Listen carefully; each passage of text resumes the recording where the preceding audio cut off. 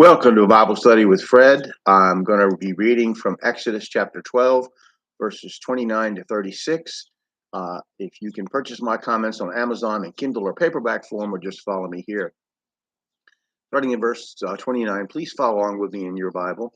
And it came to pass that at midnight the Lord smote all the firstborn in the land of Egypt, from the firstborn of Pharaoh that sat on his throne unto the firstborn of the captive that was in the dungeon, and all the firstborn of cattle. And Pharaoh rose up in the night, he and his servants, and all the Egyptians, and there was a great cry in Egypt, for there was not a house where there was not one dead. And he called for Moses and Aaron by night, and said, Rise up and get you forth from among my people, both ye and the children of Israel, and go and serve the Lord as ye have said. Also take your flocks and your herds, as ye have said, and be gone, and bless me also. And the Egyptians were urgent upon the people that they might send them out of the land in haste, for they said, We be all dead men. And the people took their dough before it was leavened, their kneading troughs being bound up in their clothes upon their shoulders. And the children of Israel did according to the word of Moses. And they borrowed the Egyptians silver, jewels of silver, and jewels of gold and raiment. And the Lord gave the people favor in the sight of the Egyptians, so that they lent unto them such things as they required, and they spoiled the Egyptians. So now God kills the firstborn from the highest to the lowest of the cattle. There was no one higher than Pharaoh or lower than a prisoner in his dungeons. Even the cattle were affected that the state and the populace depended on so for food. Cattle includes several different animals that mankind was dependent on. Genesis 47:17.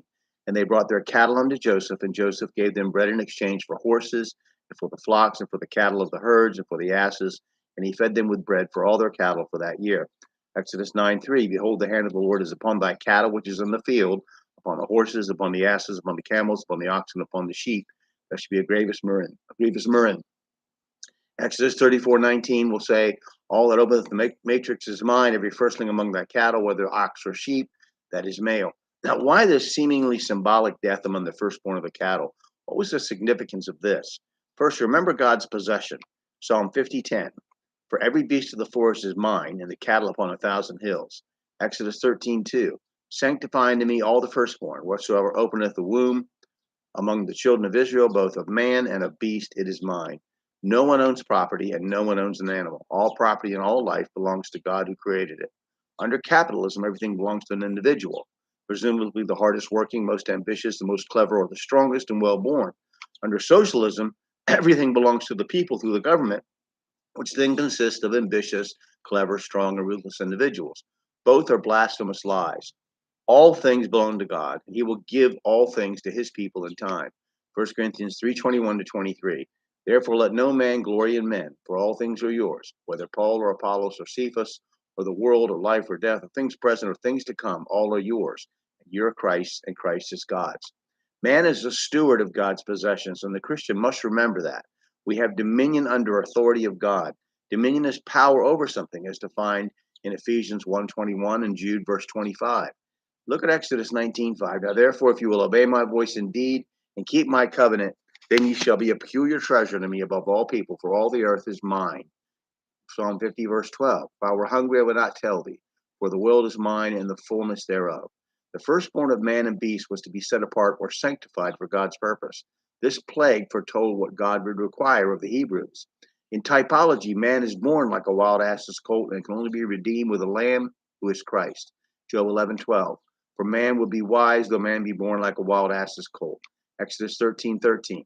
And every firstling of an ass thou shalt redeem with a lamb. If thou wilt not redeem it, then thou shalt break his neck, and all the firstborn of man among thy children shalt thou redeem. 1 Peter 1:18 to 21.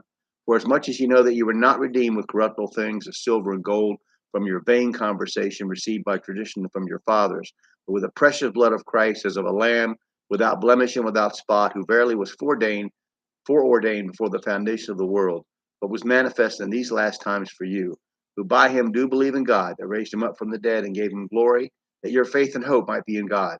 Every householder in Egypt suffered under this judgment. If you believe in the world of spirit, that is, if you believe the Bible, there's a seamless flow from this physical world of flesh and blood into the world of spirit, where an entirely different type of life, which we hardly can begin to understand, exists.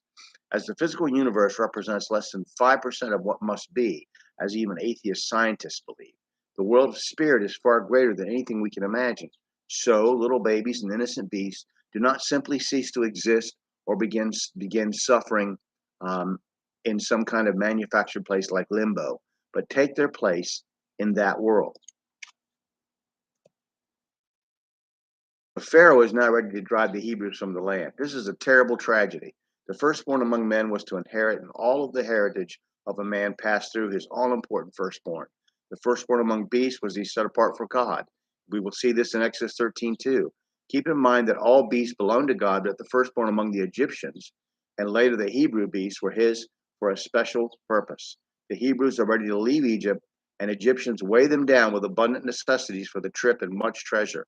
Good riddance, I can imagine they thought. Just go away lest we all die. All right, we'll stop there and we'll pick it up in verse 37 next. Please read your Bible, study your Bible, cross-reference the verses, pray to God for wisdom and understanding, and then share your interpretation with someone else. Spouse, child, friend, co-worker, write a blog, do a video. More Christians need to express that they're studying the Bible and what they're learning so people around them can see. Thank you very much.